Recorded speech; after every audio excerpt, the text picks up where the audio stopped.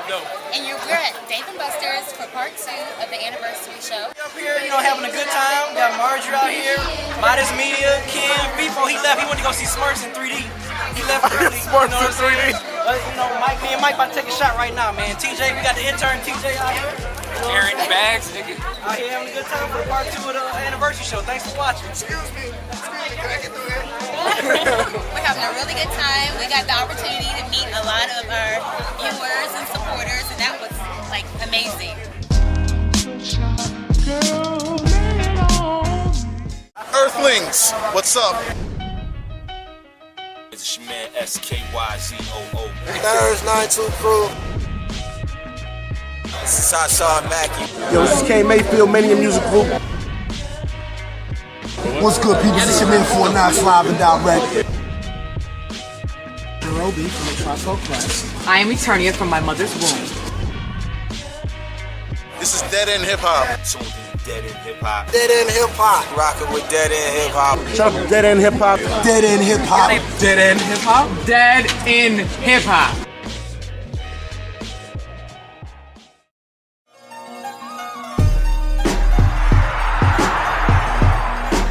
Hip Hop Minute.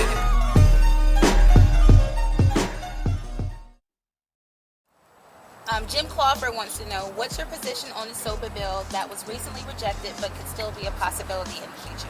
How I feel about it, it don't need to happen. I don't think that the censorship of the internet needs to happen in the way that they're talking about, the whole piracy and all of that, because there are some good programs out there, and not everybody needs to be shut down, like Dropbox and some things that people that need those type of digital tools. You trying to shut that down too. You trying to censor that too because it, goes against piracy. So I'm not feeling it. I'm not feeling it the whole way, but I also know how the government runs, and they gonna bring it back. It's not going nowhere. It's still not going nowhere because they still shut down Mega Upload without it, didn't they? Yeah. You're indicting people around the world and bringing them to the judicial system here. Like, we don't even do that with killers and stuff. I don't think that we reserve the right to just go after anybody that is putting out stuff like that. Not in the way that we're doing. You know what I'm saying? Not going out there and aggressively going after these people like that. I'm against SOPA for what the residuals will be. I'm not against the idea. I mean, it seems like it should be basic common fucking sense that piracy is wrong. But the issue is what SOPA is going to do is going to affect a lot of other sites. I do think that what they did was they put together a really ludicrous act because they knew it would get shut down, and then right behind it they could sneak something else in there that will make more sense. Artists deserve to get paid for their work. Let's be fucking real, they do. And when I say, I know we had this discussion before, when I say that I'm gonna go out and buy this motherfucker's album because I think it's dope, I'm gonna buy it. It's $10. And I know not a lot of people can do that. But speaking from a guy that has a job, and I can afford to do that, and so I do it. But as far as if we should be going after people that are pirating albums, I think the way they're looking at it, if it's U.S. artists that are putting these albums out and they're being pirated by motherfuckers in China, hey, you're fucking with people that are here.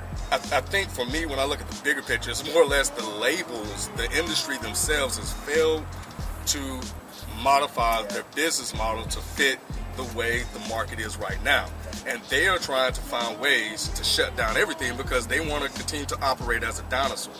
And I think that's the bigger problem. Yes, this bill will come back. It will be snuck in on some other bill, and that's it. So, and nobody will pay attention to it. I think everybody needs to continue to support the artists. And I think that's what I see in hip-hop now. I see a movement towards people buying albums, whereas before, yeah, I see a lot of encouragement. I'm not saying that they are, but I see a lot, even online, I see a lot of people saying, yo, go support the artists, go buy this, go purchase this, go cop that. So, yeah, piracy needs to stop, but, it's nothing new.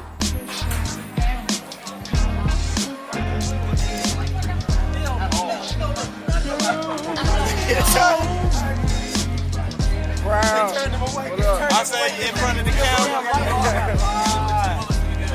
Big time. Why you can't laugh? If you laugh, what are you doing? What are you doing?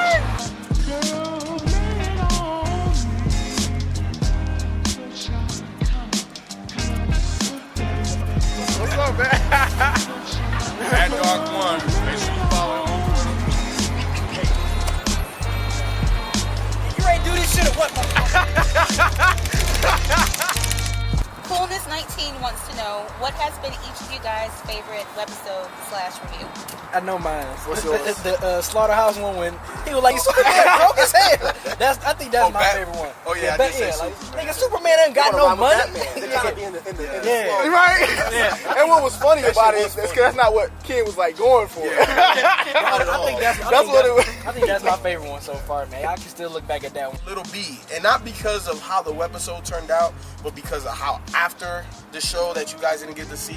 And all you motherfuckers always say, oh, why did he got a cart in his house? Look, I threw a 4th of July party. I used the cart to transport the goods and the food downstairs. But the party was dope. The Little B conversation was interesting because I didn't think it was going to go where it went. Looking back at it now, I thought it's hilarious. Like, looking back at it now, I can look back at it. I know Mike don't give a damn. You probably still ain't watch it. But for me, I still think it's hilarious. You know what? It's hilarious. Since he's talking about that, let's clear that up real quick. That seems to be everybody's favorite.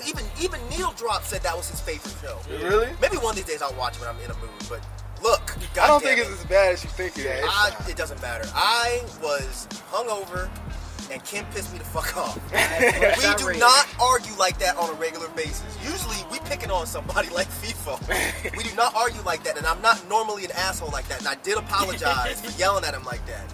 I was hungover and I was in a bad mood, and he pissed me off. There. If I had to pick one, it would have probably Goblin. I would have to pick Goblin for sure.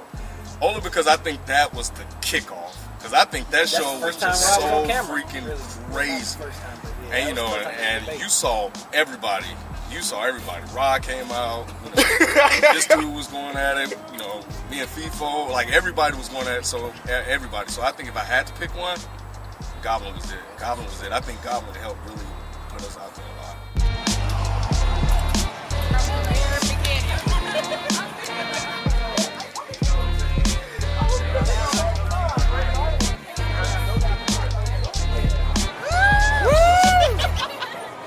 Did it hip hop 2012, doing it real big. Shout out to Mr. Keep It Real 2000.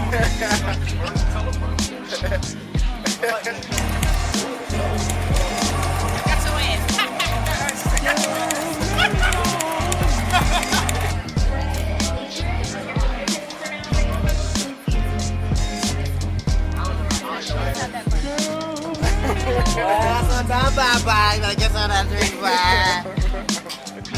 Stan Lee wants to know, will hip-hop ever be bigger than rock, and why hip-hop doesn't accept outsiders as much as other genres? I didn't really agree with that. I thought hip-hop was kind of very accepting, but... Do I think hip-hop will ever be bigger than rock? I mean, shit, it's getting there now. I mean, who right now is huge in rock that hasn't been around for fucking years? What, Nickelback? You know what I'm saying? Like, they're still selling out arenas. I don't know if hip-hop will ever be bigger, but it's on par. You know, rock has been huge, you know, since the fucking 50s. Yeah. Hip-hop came around in the 70s, and look where it's gotten that quickly. You know, so I think if rock is here, hip-hop is right there, I would say. Now, as far as hip-hop accepting outsiders versus rock accepting outsiders, I'm not exactly sure what you mean by an outsider. Well, are we turning this back into a race question? I didn't know. I didn't really agree with that.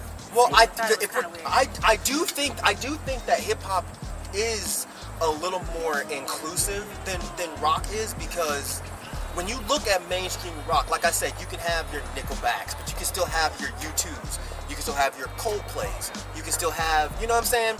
You have all these groups that are at the top making crazy money, but none of them sound similar. Yeah. But then when you look at hip-hop, you have your Jay-Z's, your Lil Wayne's, your Kanye's.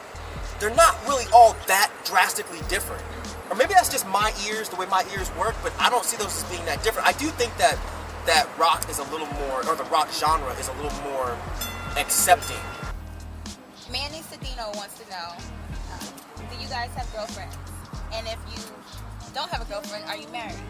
And if you're not married, which one of you guys is the most ass? It's more of a ladies' man, yeah. That's not what it's I'm not gonna say. I'm not gonna say who gets the most bitches.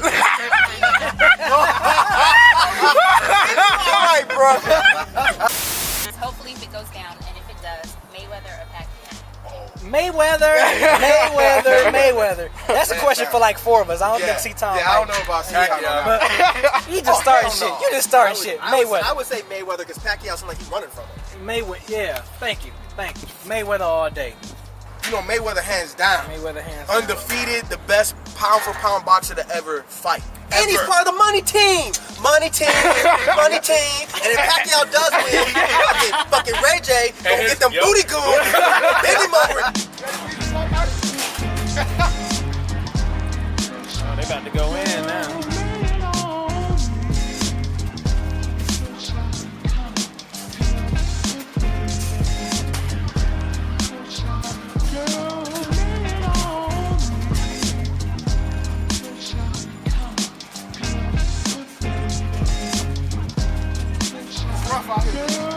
What up, B? What was up with that game?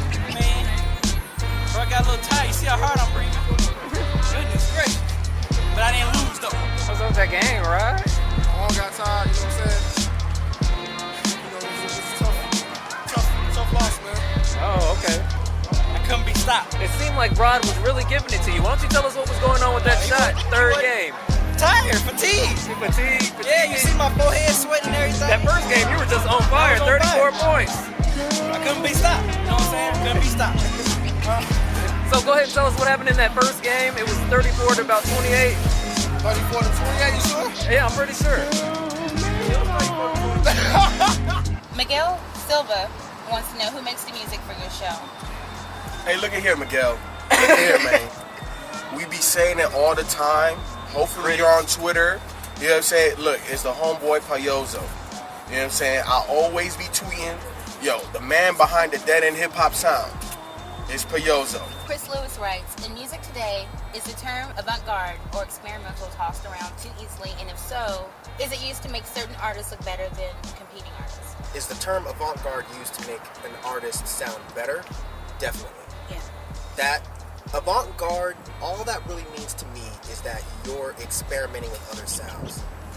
To me, that's what avant-garde means. But yes, artists will, in an extremely pretentious way, try to make it sound like their music is better than somebody else's by saying it's avant-garde. Definitely. Is that a fact? Like, is that a factual thing? Like, can you factually say this is better than this because it's avant-garde? Definitely not. But I know personally dudes who do that shit. Well, I make avant-garde. But you're making an excuse for your music sounding like shit. You know, I can say anything is avant-garde, you know, or experimental. I definitely prefer experimental hip-hop to anything else, just because I like the way that shit sounds, and I appreciate artists that take influences and pieces from other genres and try to throw it into hip-hop. But I don't think that shit makes it anything better than other stuff. You just actually said it. I think sometimes it is an excuse for people not liking a certain form of music. They don't understand it. Or understand it. Right. And, you know, I think that pretentiousness come in where they're like, oh, it's just this, that, and other. You don't listen to this, that, and other, whatever. But, yeah, I mean, I is it thrown out there loosely?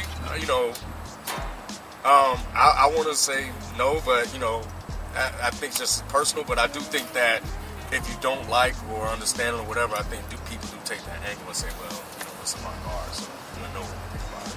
You know, a good example of that is some of the blues stuff. Like when he puts out shit that is totally lo-fi and dead ass, it sounds like crap. People will excuse it by saying, well, look, man, it's experimental and it's avant-garde. No, it's not mastered. You know what I'm saying? It's not mixed properly. It's not avant-garde. It just sounds bad. You know, and I think that term is thrown around too loosely, and it's kind of unfair to people that do actually go into it and try to do avant-garde music and experimental music, like a Death Grips. They are like the epitome, and a Shabazz Palace's Soul, LP's older stuff, like those are dudes that were truly doing avant-garde experimental hip-hop. Cannibal Ox, perfect example. But other motherfuckers will come out, put out some bullshit, some straight out the trash. I just shit on a CD, smashed it, and gave it to somebody and say, you know what, man, that's avant-garde. You just don't get it. Nah, dog, it sucks. Individually, which album or artist got you into hip-hop? Man, for me, That's so hard. You know, somebody had asked in the V Nasty comments if I was Hispanic. Yes, I'm Cuban. So when me growing up, I really didn't listen to hip hop and R&B like that.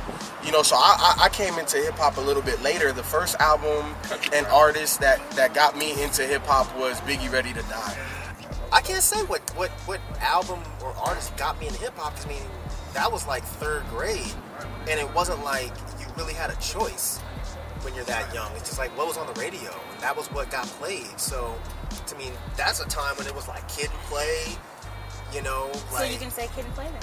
I mean, but it wasn't like I heard a Kid and Play song and was like, oh my god, I like hip hop. But when I was young, hip hop was still kind of like a newer thing. So it was like when Hammer and Heavy D and Kid and Play was on the radio, that's just what we jammed on. You know what I'm saying? So I guess I could say Hammer and Heavy D and Kid and Play, because that was my first concert when I was 11, was MC Hammer, Heavy D, and Kid and Play. So I mean, yeah, shit, as lame as it sounds, I'll go with that shit.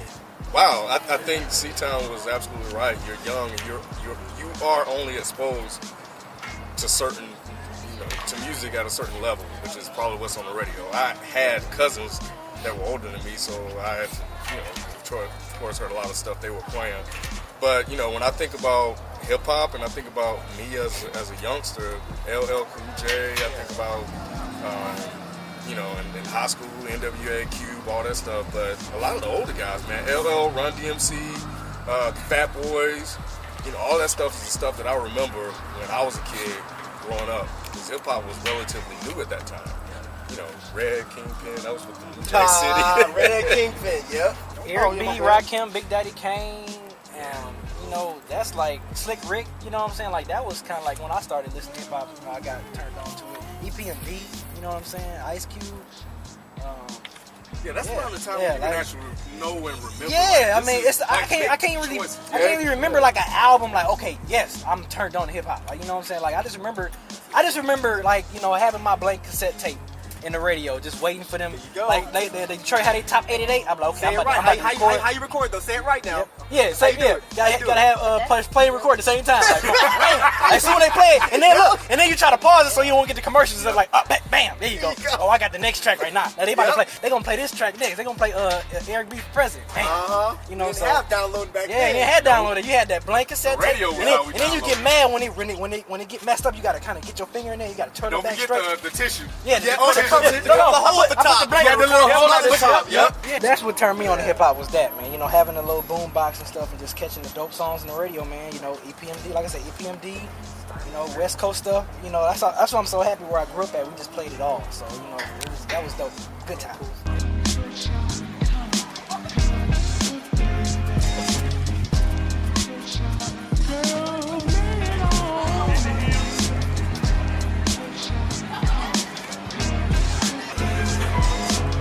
Hold on. I'm gonna race too. Just swipe one at a time.